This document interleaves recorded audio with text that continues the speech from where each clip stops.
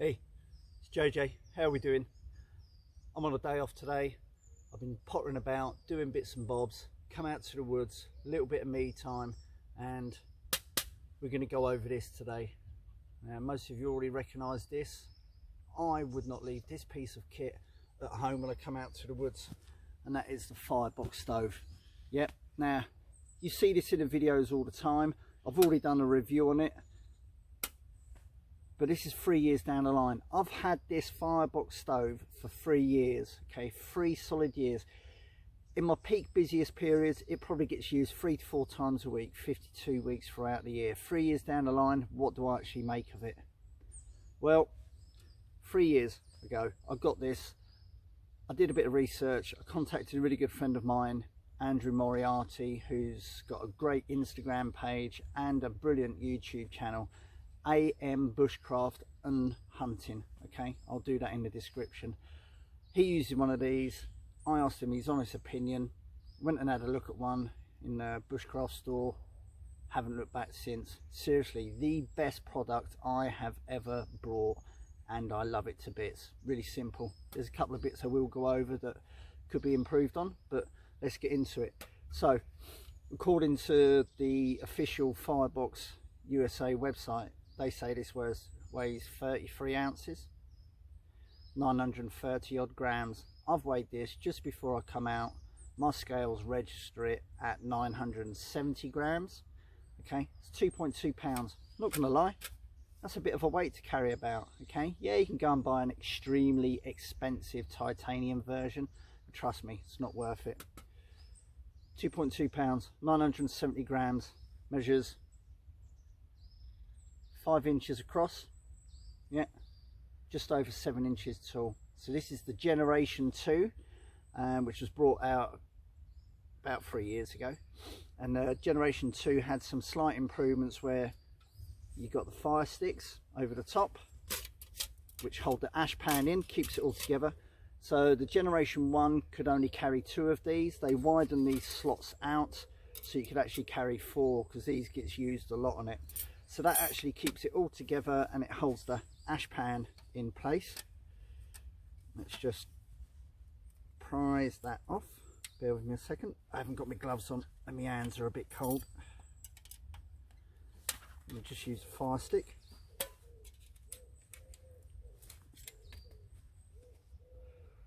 So when this goes together, there we go, it properly goes together. So that holds the ash pan in. Okay, ash pan, 4 sticks. Yep.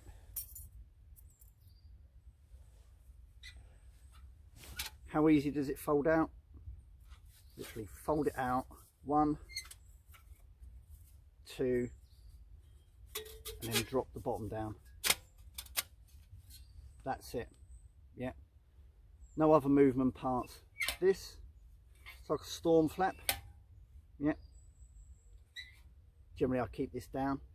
So there you go, the Firebox stove. Yeah, just over 7 inches tall, 5 inches wide. Okay, now the real beauty of this is obviously you're going to burn wood in it, but it'll fit a gas canister inside with the head on it. That acts as a really good windbreak around. Sometimes when you just immediately get to camp, you want to get a real quick brew on a windy day, whack that in there, fire that up. I have done that and it does work. It acts as a really good storm flap.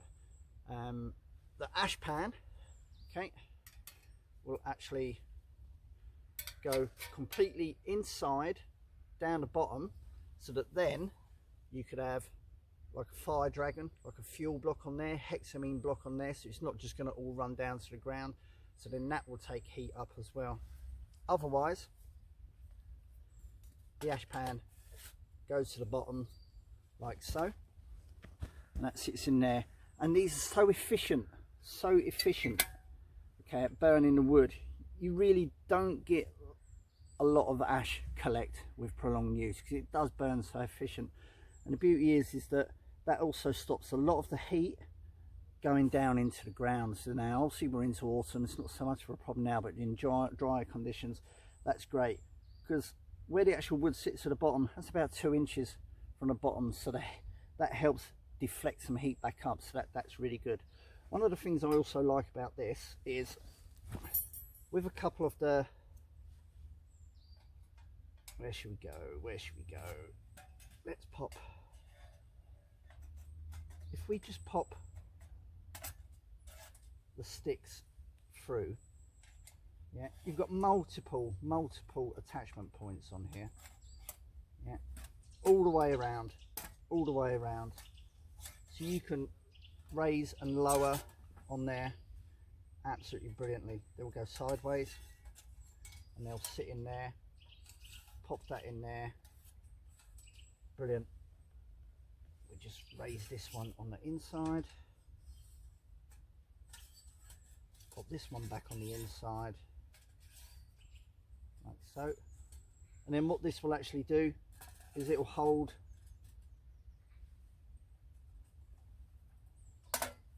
let's just get that in there.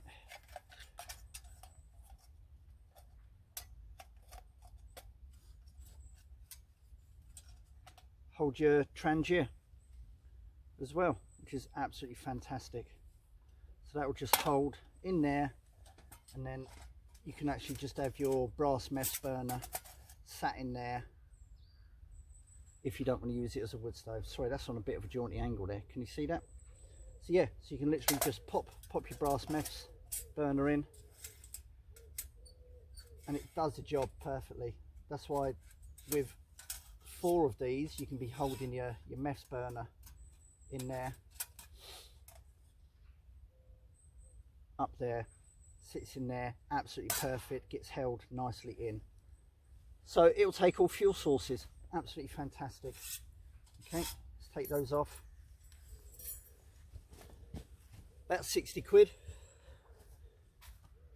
60 pounds.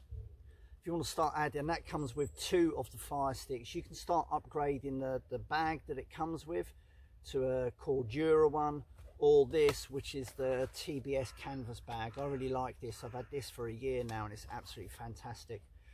So also comes with a few other attachments.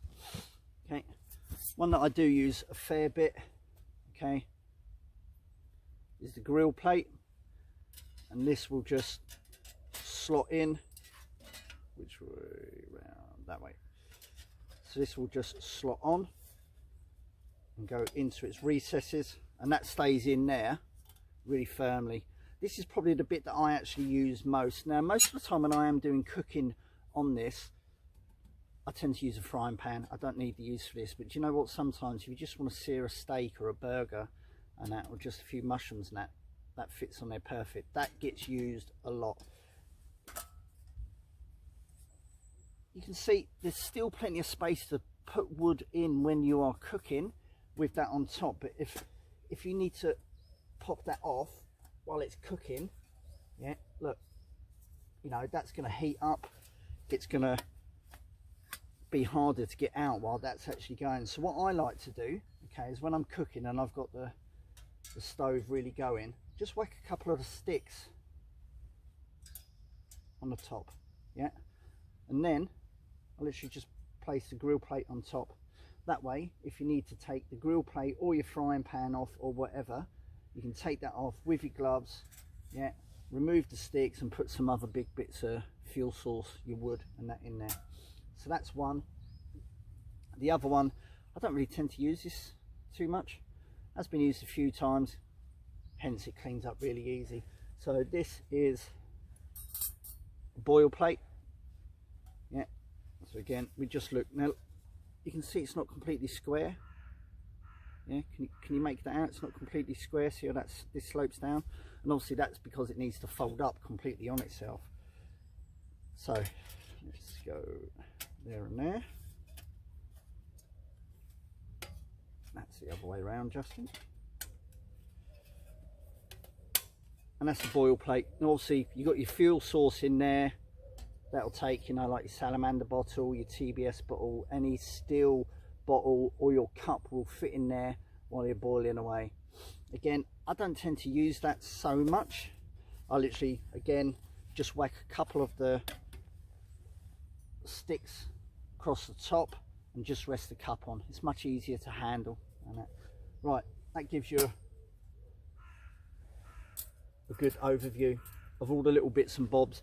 There are extended grill plates that you can get for it as well, and a few other little bits and bobs. My real gripe is the two main ports on the side and the front for feeding more fuel in. Finger thickness, you could do with being just a little bit wider, yeah, because I tend to find myself always cramming it in from the top, and when you are cooking you don't want to keep taking the pan away or the griddle away, and that sometimes you just want to feed a couple of more bits in from the side. And that way, look, you can see both, one's lower, one's higher, and that's obviously so they can like cross feed over each other as they go in, okay, which will give a better fuel source and a burn. But it could do with being a little bit bigger, yeah. So I think that's just about 1.5 centimeters. If that was a good couple of centimeters tall, so you can actually get more than a thumb in, that'd be brilliant. That's my main real gripe on this. Main real gripe. The storm flap, 3 years down the line, a lot of the time it just stays down. You know, this thing's been used, I don't know, 600-700 times easily. Yeah, most of the time it just stays down, and nowadays it doesn't really bother me. But you know, this hinge could do with being a little bit stronger, in my own personal opinion. Loads of holes, loads of ventilation. You can see you've got so many different options of popping the sticks, the fire sticks through for different heights of holding things. But there you go. Listen, I've rambled on long enough about this. We might as well light it. I'll come back in.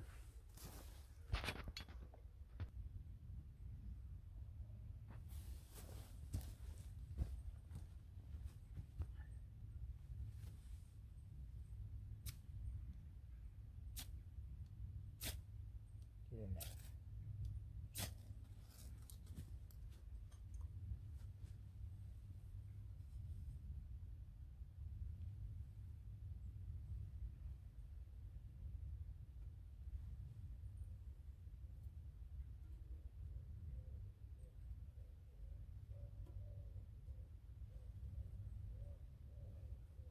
Do you know what? Apart from a couple of little gripes that it's got, I simply think it's probably the best little portable, collapsible, folding wood burning stove on the market. Seriously, 3 years down the line, if I didn't think it was that good, I'd be using something else. Have you ever seen me use anything else? No, you haven't, and for good reason. 60 quid, up to about 85 pounds with all the different attachment plates, extra sticks, boil plates, extended grill plate. Money well spent. Money well spent. Couple of little gripes. Do you know what? That's what you find out 3 years down the line. Yeah, either works for you or it doesn't. For those of you that have followed my channel for a while, you see it's always getting used. I absolutely take it out every single time that I go out. It does everything that I need of it.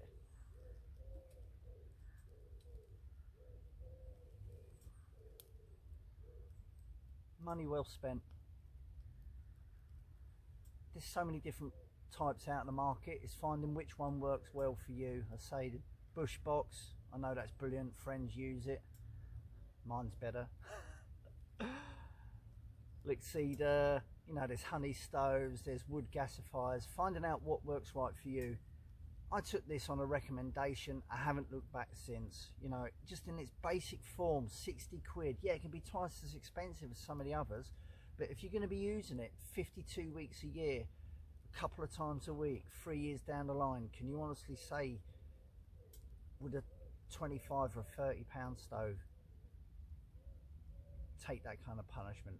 Me personally, from seeing others, I don't think it would.